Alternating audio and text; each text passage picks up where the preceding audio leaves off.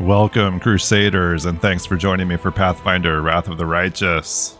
We just picked up Arusula here at Green Gates. I think we're going to head back to Dresden now and just kind of check in there. I know we had at least one, crusade thing that we had to be home to take care of. So we're going to go back here to Dresden and catch up with things. I think there may be a couple new quest things too, and who knows what's happening in our commander's room. I don't know what it's called. Like, we had our throne room in Kingmaker, but this is not our throne room. Just our commander HQ. Did some more looking at Arusula, and I think she looks like a really good character for us, and really, I don't know. We'll see how it goes, with Lon and her together, but she could potentially be kind of... I don't know if she can put out as much of the damage with the bow as Lon does, but she has a lot more other utility. Some of the spells look pretty nice for, buffing the party, and I grabbed the mythic ability Abundant Casting, so she has a bunch of uses. There's one that gives everybody it's something like greater chameleon. Basically makes everybody harder to detect, I think, unless enemies are right next to us, and we can cast that on the whole party. And the other thing we took was the mythic feat that extends those spells, so some of those will just last the whole day then. I really think that she could be a nice addition to the party. What's happening here now? The Sword of Valor glows as if in greeting. The glow is so bright it's not immediately clear there is another source of light present. The shimmering golden wings of a magnificent angel. This is more... The Sword of Valor was just a banner. We've got more than a banner here right now. Valiant champion of Golarion, allow me to greet you. My name is the Hand of the Inheritor, and I am the herald of Iomedae, the Lightbringer. Wow. The face of the angel is hidden by a helm, but his eyes are clearly looking at you. When he begins to speak, there is an undercurrent of excitement in his resounding, proud voice.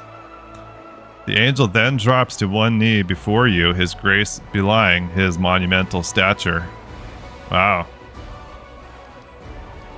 Thank you. You do me a great honor, Herald. I am only giving you the credit you deserve, valiant champion. We have much to discuss, champion. You must have many questions for me, and I for you. First of all, I wish to say that I have come here to do what I can to help you. But also because I too need your help. But what I need most of all is an answer to a question that has been troubling me. Wow, yeah, speaking of questions, if you are here, does that mean I truly am Iomedae's chosen? What does your heart tell you? I believe I am the chosen one and will do everything I can to defend Golarion. Conviction like that is what is needed to set hearts ablaze in righteous fury. I'm glad to see it in you. I hope my answer won't cause you to waver in your certitude. Listen, I cannot answer yes or no to your question, for it would not be an honest answer. Do not wait for me to say, here is the power bestowed upon you from on high, and this is the task you must complete. That will not happen. For my lady Iomedae, righteous queen of heaven, may mark a mortal with her blessing, but she would never seek to impose her will. How do you see out of that helmet? Sometimes even I am not privy to her plans. I have come to you not at her command, but of my own accord.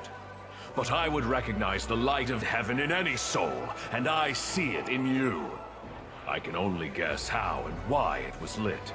Perhaps finding the answer to this question is a trial you must undergo. I hope so, because we need something else to add to our to-do list. I have so many questions for you. Will you tell me about Iomedae and heaven? Most Most certainly, with great pleasure. But first, let's discuss the issues of the day. I'm sure we'll have time to talk after that. What did you want to ask? I sense astonishing power in you, akin to my own. But not just that. Many of Heaven's warriors fought the monsters of the World Wound, and among them there was one I especially cherished. My young comrade and friend, Lariel. He and his sister Targona crafted holy weapons, and exchanged them as a sign of loyalty and camaraderie. Lariel and Targona both disappeared in those dark years when we lost Dresden and the Sword of Valor. Even I failed to find any trace of my friends. But you carry an echo inside you, the memory of Lariel's sword. How did this come to be?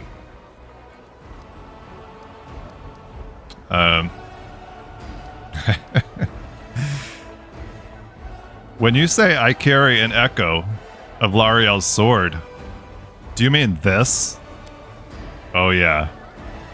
I'm gonna compare lights. Yes. I recognize this power as mortals recognize the voice of a dear friend.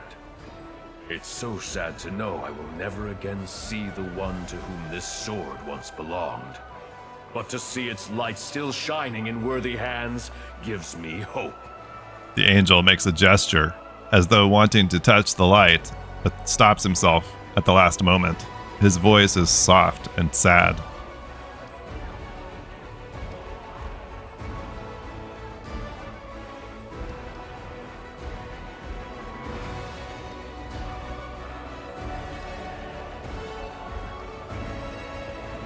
I received the sword in the caves beneath Canabras. I had a vision in which Lariel was betrayed. He died protecting his mortal companion. Yes, that sounds like him. He loved mortals and understood them better than many of us celestial warriors did. Or at least, he thought he understood them. This guy is like Zeke's idol. If he could only be like the hand of the Inheritor. But you say the vision visited you in the caves beneath Canabras? I see now. The suffering of the first Crusaders, whose children were maimed by the demon's strange villainy, was a matter very close to Lariel's heart. For most of us, our only concern was defeating the demons. But Lariel wanted to protect mortals above all else. I think he went into those caves in search of the people who came to be known as mongrels. But demons often use our virtues to hurt and torment. They turned a rescue mission into a deadly trap. They will pay for this sin and others. Forgive me for my outburst, and thank you for your story. At least now I know what fate my dear friend suffered. You hear the angry rumble in the angel's voice. Do you know who killed Lariel? The creature resembled Descari and possessed immense power. Many demons in the Abyss mimic the appearance of their repellent master, but I do not think it was a Darachni or a similar beast.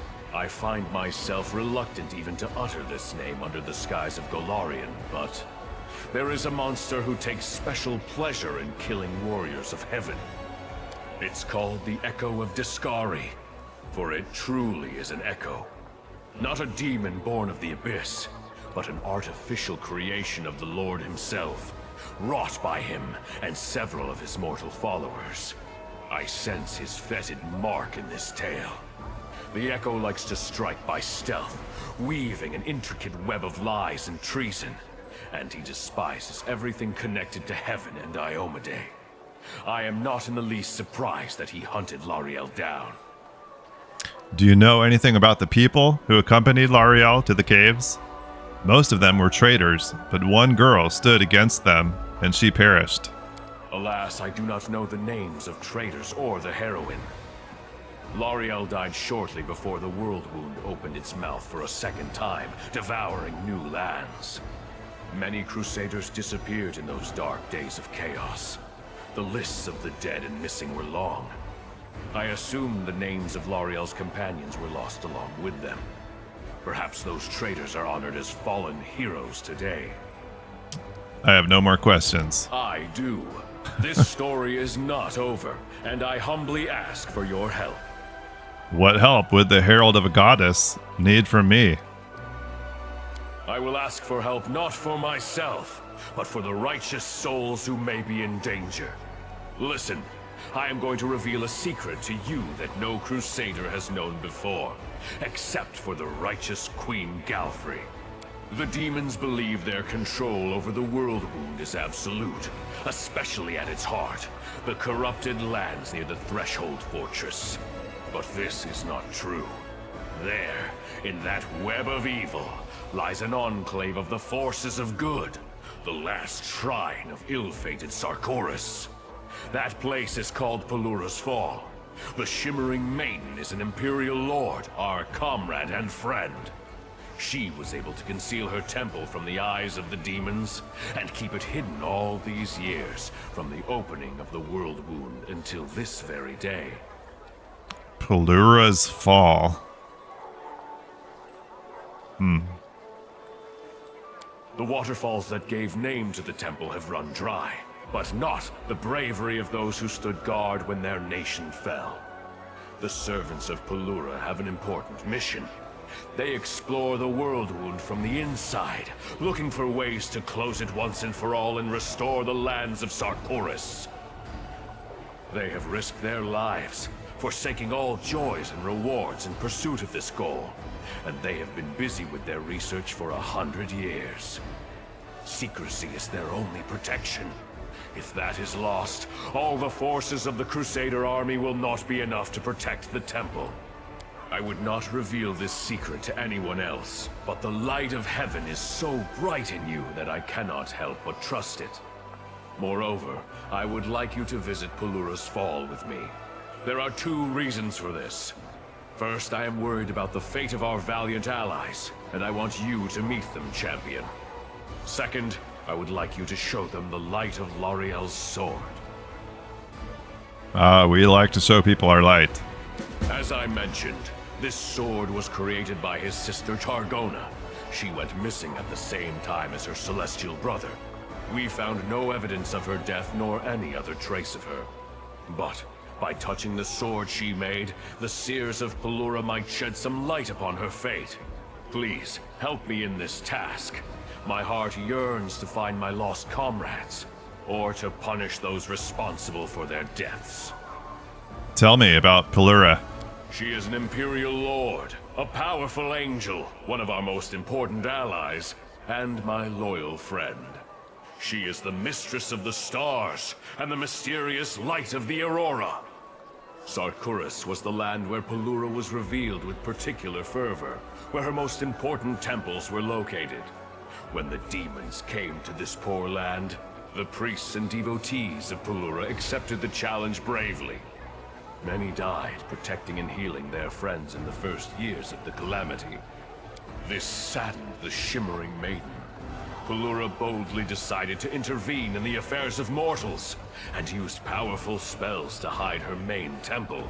Even the strongest of demons cannot find it. Tell me about the temple and the people who live there. Pelura's Fall was once a great Sarkorian shrine. From the city of Iz and other lands, the burial barges of great chiefs would go there to set off on their last journey into the mighty streams of the falls. But the temple was famous not only as a final resting place. Pelura is the patron of stargazers. Her servants possess celestial wisdom.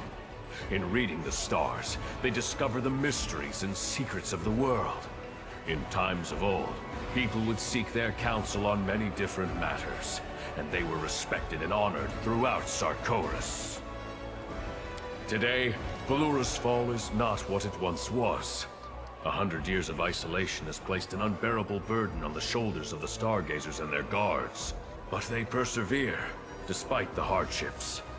You should meet these people, for you could not hope to find a better example of self-denial and resilience. I want to know more about Targona and Lariel. Heaven's grief at their loss could not be any greater. Lariel and Targona were daring and merciful in equal measure, and relentless in fighting evil. They called each other brother and sister because one soul was used to create them. Yes, it happens.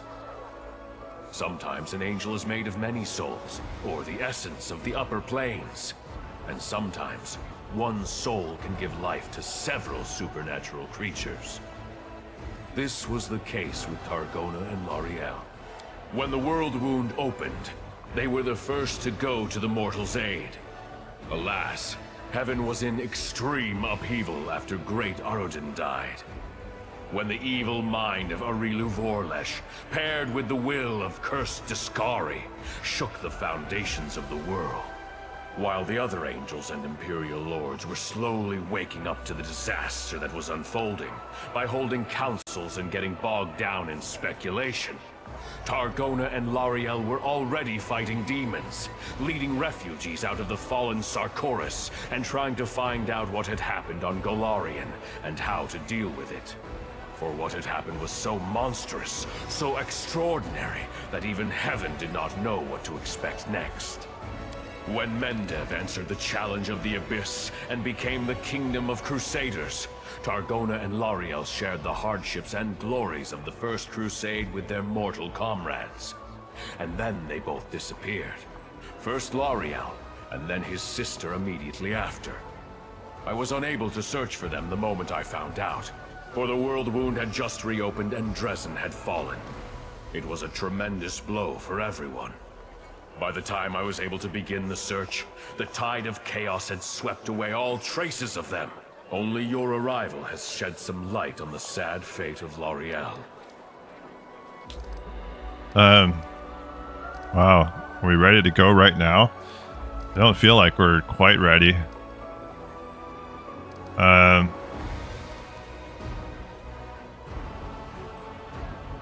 Let's settle a few other matters before we do this. As you wish, champion. Find me when you decide it's time to go to Pelura's Fall, for only I can transport you to the secret temple. Wow, okay. Is he just gonna wait here for us? I guess so. Oh yeah, he's up here on the roof. Okay.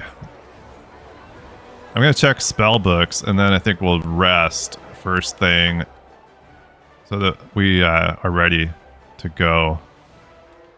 So we actually have a new section in the journal for this quest with the Hand of the Inheritor. I guess it's part of our mythic path.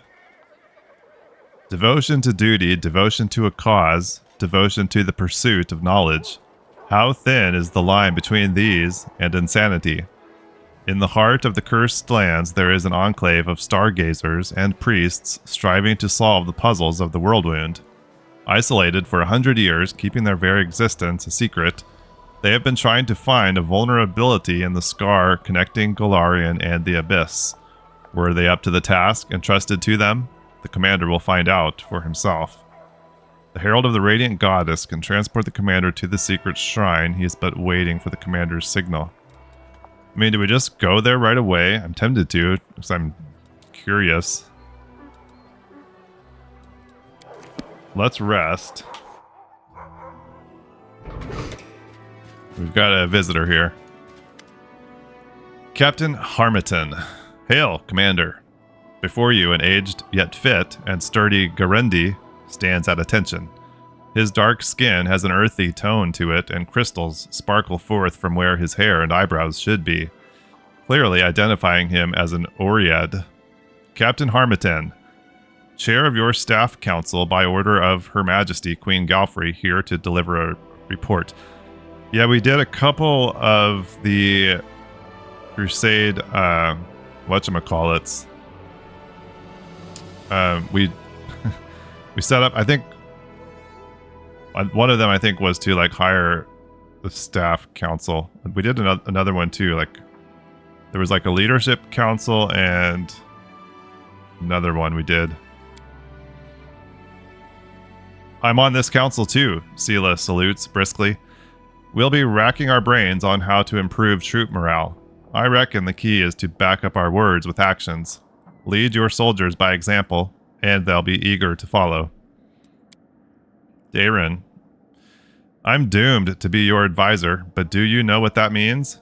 That you are doomed to listen to my advice.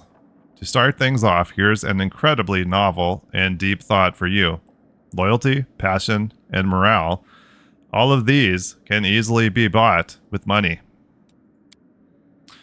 Commander, permission to report.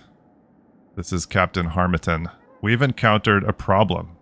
Although we are still getting volunteers, we are now seeing cases of desertion. Many who joined the Dresden campaign believe that their duty has been fulfilled with the victory, and they are not keen on staying in the garrison. Those from Canabras wish to return home and rebuild their ruined city. Lastly, there are those who are afraid of lingering in a place where demons might show up with a retaliatory expedition at any moment.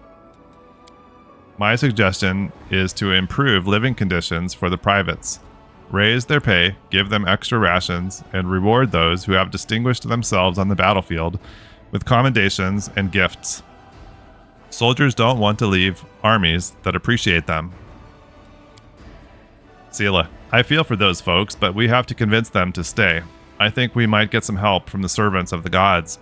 They'll tell the soldiers that the danger has not yet passed, and inspire them to keep up the fight against evil.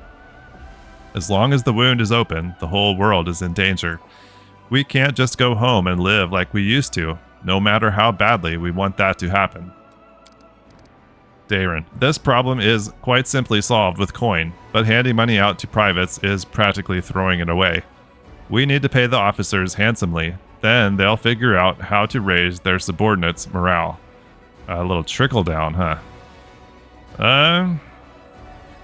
Tell me, Captain, what does the Staff Council do?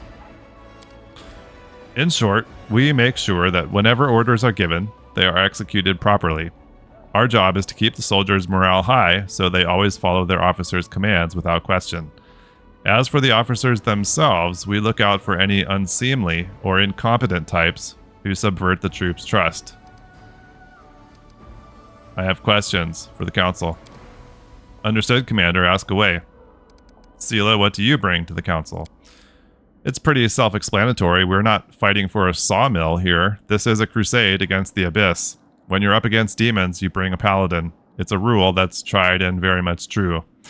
Darren, what are you doing on this Council? Mostly, I'm just waiting for it to end.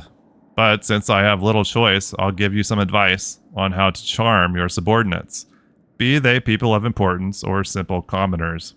I'll tell you the biggest secret straight away. Free money. Gold has the most miraculous power there is. Captain Harmatan, why did the Queen appoint you to preside over this council? I'd been in the Osirian infantry for 100 years, fighting for 3 pharaohs. Then, after I joined the Crusaders, I served Her Majesty Galfrey for 2 more decades. I dare to hope that I've gained decent experience over those years. I see. Let's discuss our options in further detail. As you command. Sela, what's your plan? The situation is not that dire. Morale is high and we just won a major victory, so some have let down their guards. We have to call for priests and paladins to get it through to the volunteers that it's still early for celebration. If they leave their homes today, Dresden will fall again tomorrow, and the day after, the demons will show up on their doorstep. Darren, servants of the gods are indeed the masters of sweet-talking others into dying free of charge, all through pretty words. But when the choice comes down to inspired preaching or homemade pies, 9 of every 10 will look for comfort in their home and at their table. Their incentive needs to be more substantial than wasted breath. Darren, your opinion? Our forces are in good spirits. It's just that the euphoria of victory has gone to a few heads. No one can sober them up quicker than the officers, especially those of lower rank. We'll give our dear oafs, all those sergeants and corporals, a bonus on the sly, then promise to sweeten the deal once they've convinced the volunteers to stay. Perhaps they will do so over a beer mug, or maybe with a broken nose. Why bother solving problems yourself when you can push them off on someone you pay? Captain Harmatan, what would you advise? The volunteers believe that we've almost won. Great. Let's not ruin this pretty illusion.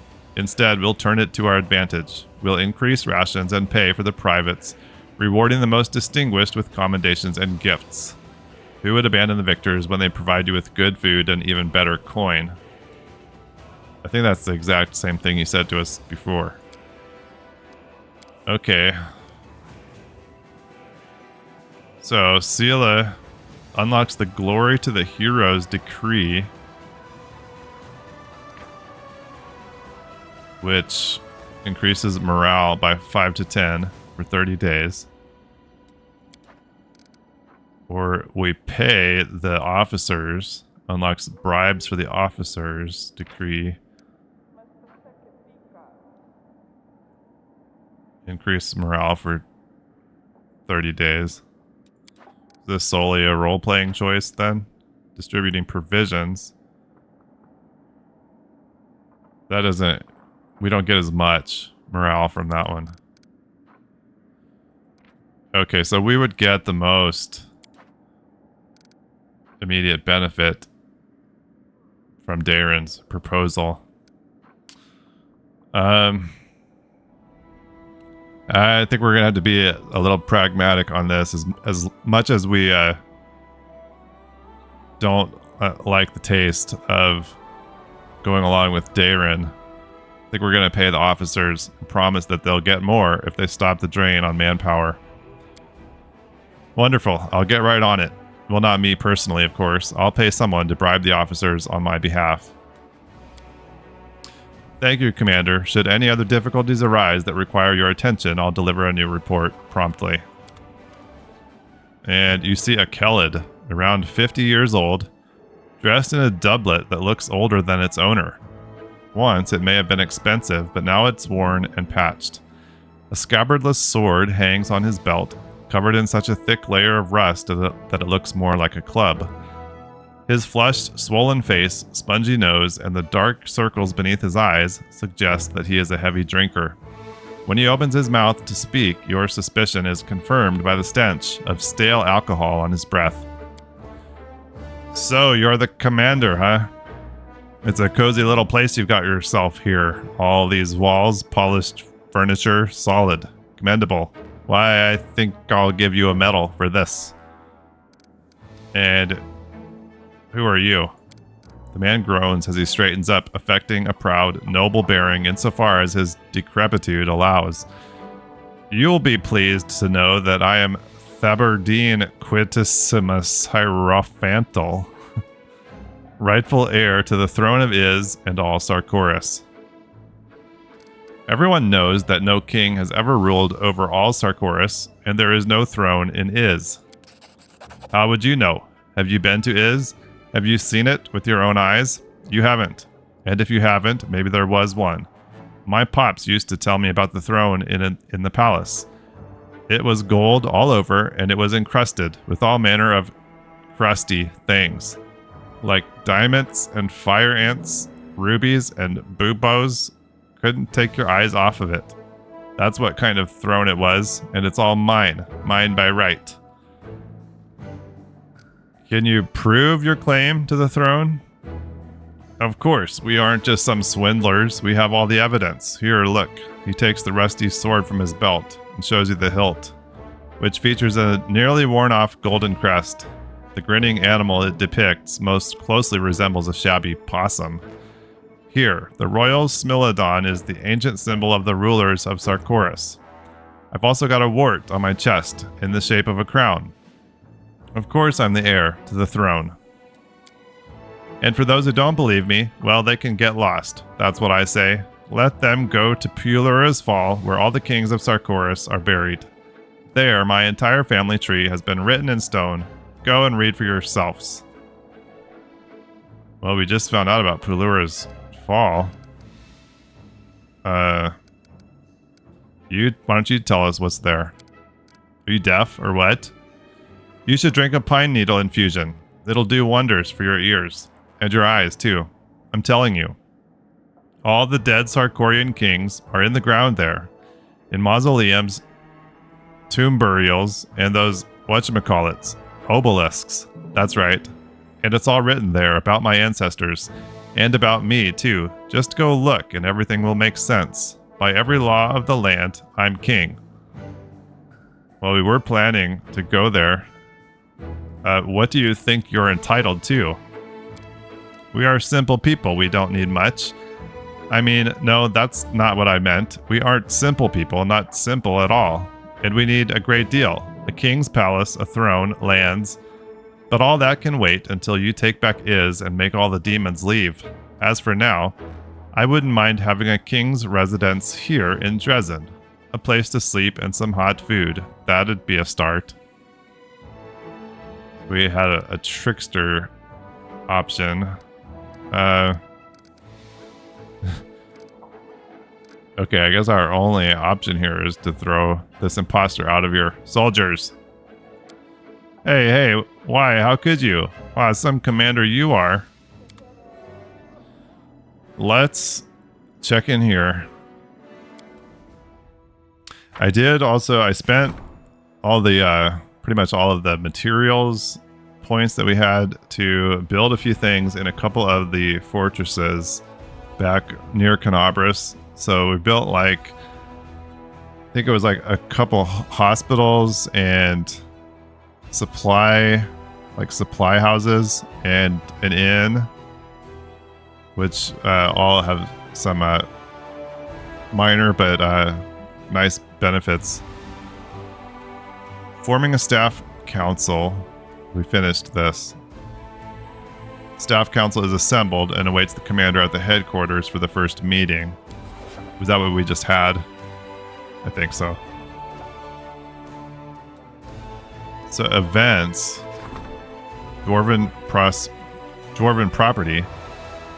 Part of the fortress wall sustained damage in a demon attack on Dresden. A number of buried golems covered in dwarven runes were discovered among the collapsed stones. Upon hearing this news, a member of the dwarven clan has contacted the commander and claimed that the golems belong to them. What should be done with the golems?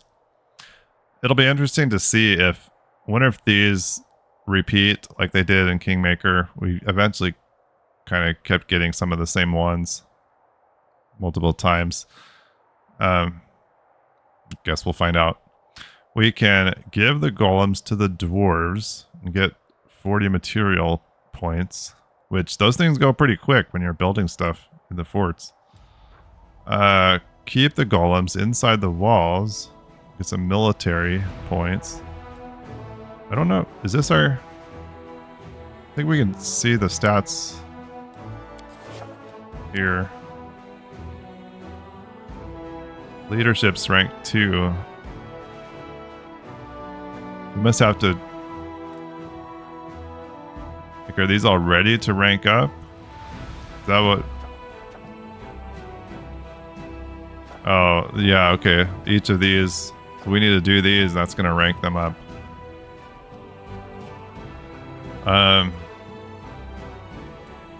So maybe back on this event...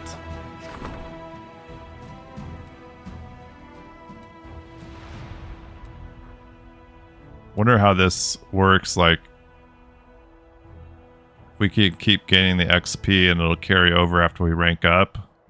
Or, like, if there's no point in getting any more until we rank up. Extract the golems and use them in battle. Unlocks the Warden Golem's Decree. 3 Earth Elementals are recruited at the commander's headquarters. To do what with? That's the question. Just to hang out? We can, like, send them...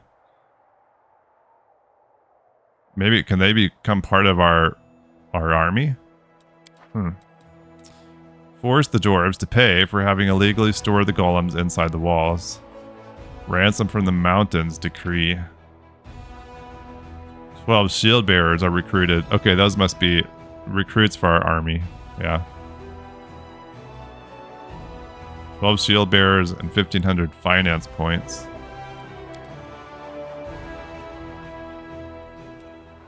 Huh. I don't know, like, the extra units, I guess, like, a few earth elementals would be kind of cool, but not sure how much we would use them. 12 shield bearers. That's kind of the actual 1,500 finance points. Probably use. I don't know. I'm leaning towards just deciding this based on a role-playing decision.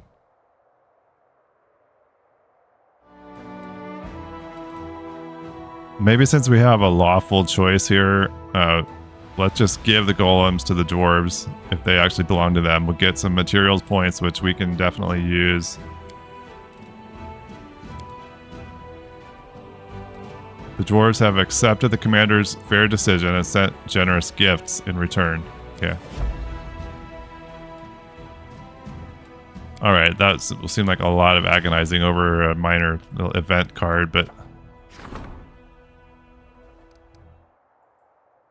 feels like we should be doing these rank ups. Let's issue the decree to form a logistic council. Maybe we should just take care of these while we're here. They're all just one day. Although we can, I don't think we have to be in the office to do these. I don't, here's our points. Okay, we have 100 materials points. I don't know if we can build anything else with that.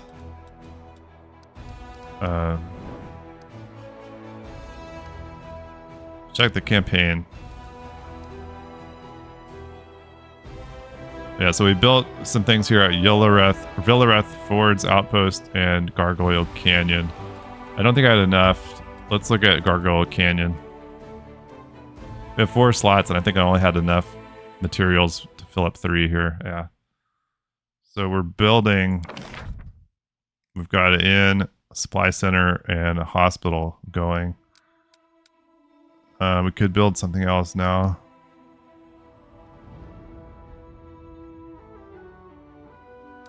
The Citadel, I guess, like, if we're not able to get back in time, this would be helpful. I don't know if it would make sense to have a second army that's just kind of available for sieges.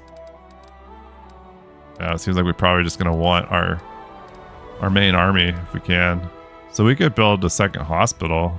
It's nice. I like the 5% bonus to infirmary size.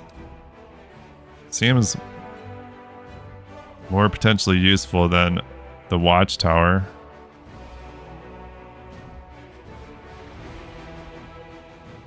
But the logistics, both of us, plus 4,500. I don't understand the logistic. Oh, does that mean that's giving us 4,500 logistics XP? Guess so. I think I'm just going to build a second hospital here.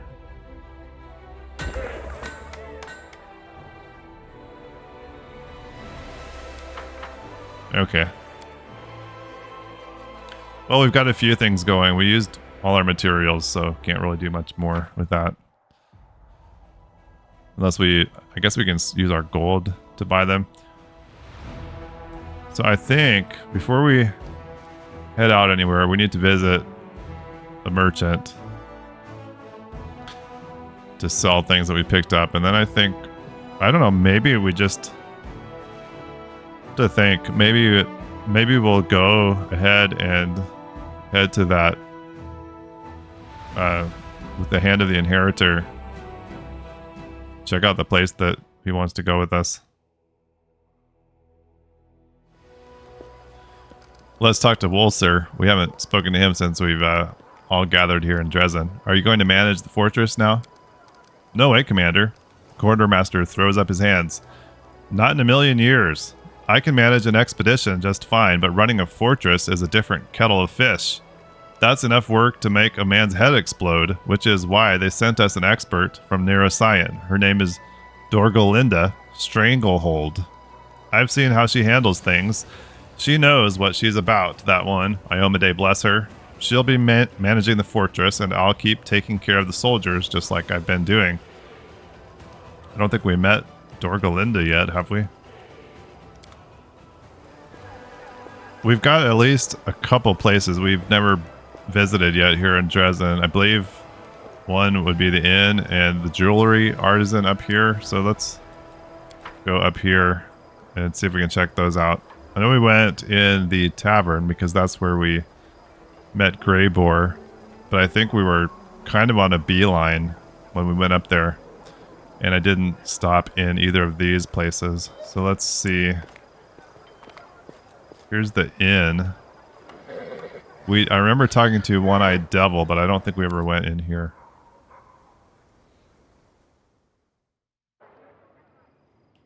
I did sell a bunch of the stuff we picked up, and we have a chunk of gold on us. We have like 120 grand. I don't really have anything to spend it on. I guess I should be maybe just buying like more resurrections, scrolls, that kind of thing. Restoration. We'll probably eventually need that stuff. Okay, I guess we'll just break this lock. Don't have anybody with us to open it. Can't get in there to break it either. Guess we can use a lockpick. Try to get it. Okay.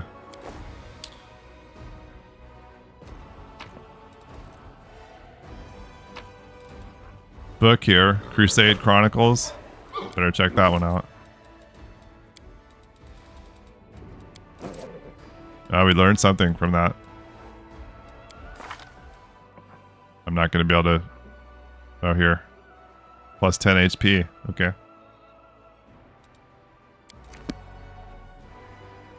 And it looks like we can go upstairs in here, maybe? Yeah. High-lower.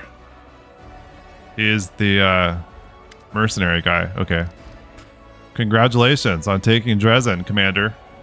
So is this where the Pathfinder Society is hanging out? It's a great victory, though you paid for it with much blood. Its smell still hangs in the air. I remember the smell well. The last time the air reeked like this was the most horrible day of my life. That day I nearly caught the spinner of nightmares. Which influential crusaders did you save from the spinner of nightmares? I'd been hunting the spinner of nightmares for over a year. My agents, by that time I'd created a proper network, reported to me that she'd returned to Narasayan. I immediately suspected that she was planning a great atrocity.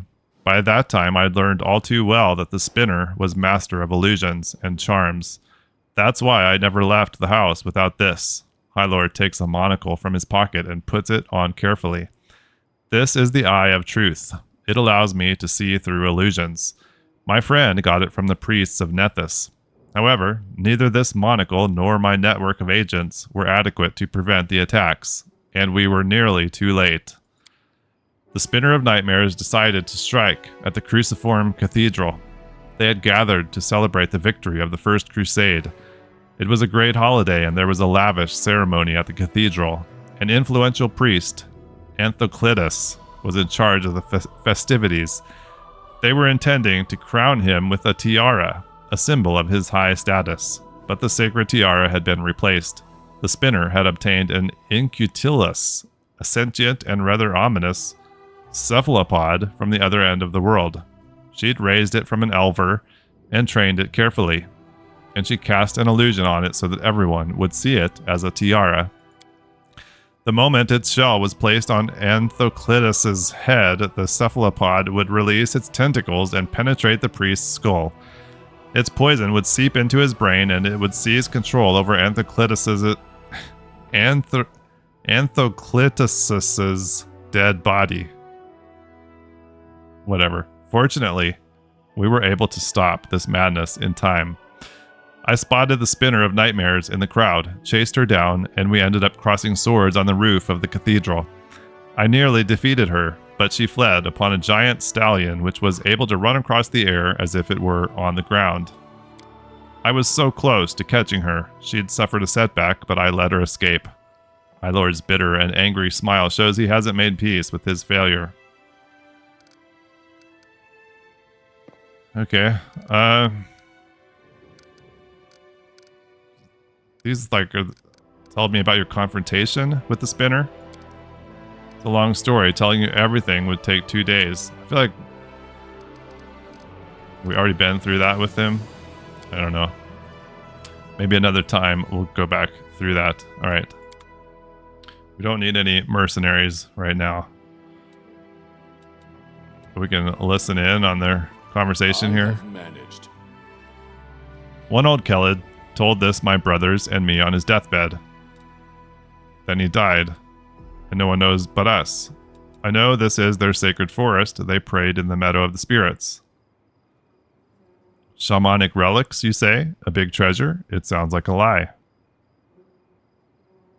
Everything was collected, carried away, and buried in that cave. The scouts say a bear lives in those forests, a terrible one, and there must be magic guards in the cave.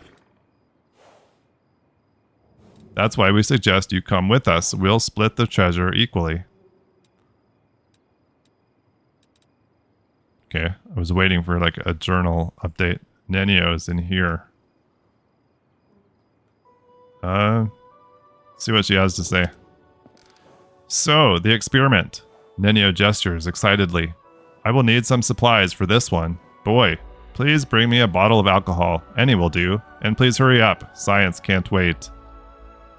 Alright, we've got alcohol for you. Nenio snatches the bottle out of your hands and stares at it with all the covetousness of a seasoned alcoholic. Here it is, my path to learning the true values of humanity from the perspective of the lowliest man on the street. She produces a corkscrew from her sleeve and looks at you in bafflement, then at the bottle, then at the corkscrew again, after which she hands the bottle back to you. Open it. This experiment definitely won't work if we don't open it. Okay, uncork the bottle. Fine, let's get started. I'm taking a huge risk with this experiment. I'm putting my reputation, my good name, and even my future on the line. With the help of this bottle, I will lower myself to the level of the average man on the street, and I will try to understand the mentality of someone wholly devoid of intelligence. You surely know, maybe even from personal experience, that alcohol dampens mental activity and is a catalyst for stupidity. With a brain like mine, alcohol is the only way to find out how it feels to be an idiot. Well, let's begin. With the steely resolve of a warrior going to his last battle, Nenio takes a big gulp straight from the bottle. Ack, what? Ugh, that's disgusting. After she overcomes the urge to vomit, she looks at you with teary eyes. How do you all drink this? I am doing this for the sake of science. Another gulp. Oh, that should be enough. Ugh. Now, am I stupid yet? Quick. Ugh, ask me about something smart. How many heroic acts did Iomedae perform? 11, of course. She did all manner of things, turned her cloak into a bridge, created a powerful artifact out of nowhere, using just her broken sword and a bit of prayer, and even talked some undead into throwing himself upon his sword. By the way, did you know that if you question the authenticity of these acts in the center of Iomedae's cathedral in Neuroscion, you can get a boot-shaped bruise right in the lower of your back? It would seem I'm not drunk enough yet. Nenio takes another swig from the bottle. Right. It seems to be working. Now, I need to come up with an idea right now. I usually have a ton of ideas. Let's see now. Dascari and Baphomet. Their anti-Crusader alliance is not effective enough. They need to unite their forces on the physical level. Baphomet needs to mount Dascari and ride him into battle.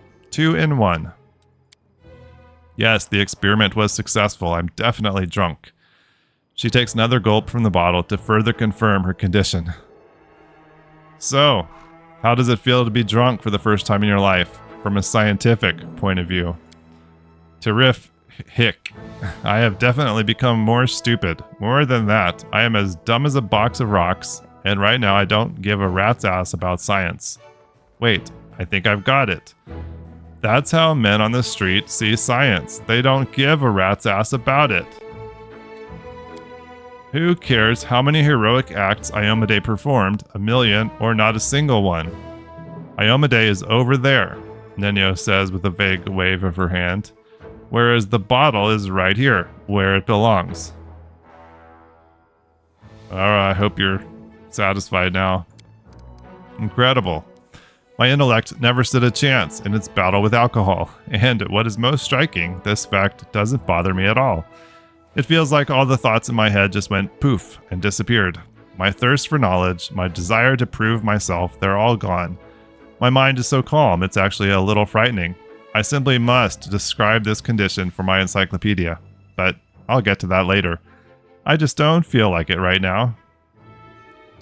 You're not going to drink like a fish from now on, are you? What? Of course not. How could you think that about me? Me, the greatest scientist of modern times. Nenio licks her lips with intense concentration. Fine, it may be. A little bit. Sometimes. No more than once a year, and only if no one sees me. I've got a reputation to maintain. Well, congratulations, I guess. Now what? That's it for now. The experiment was a success. Just a moment. Nenio stares at you with glazed eyes, shakes her head, and exhales loudly. When she meets your gaze again, her eyes are crystal clear. All right, I'm fine now. All right, happy I could help. On behalf of future generations, I formally thank you for your assistance in this momentous experiment. Now, I have time to answer your questions. Come on, ask away. I think we're good now. Thanks for the chat, Nenio. All right. Well, I think that's going to be it for now. I don't know if there's anything else up here. I guess we ought to... Let's check out the rest of this upstairs before we finish up. Anything in this back room? Okay. Nice. All right. Well, we did a little bit more exploring here around Dresden. We met the hand of the Inheritor, and I'm inclined to go talk to him again next time and just go see what it is that he's wanting us to do. Thanks, everybody, for being here. I really appreciate it, and I hope you'll join me back here again next time. Bye-bye.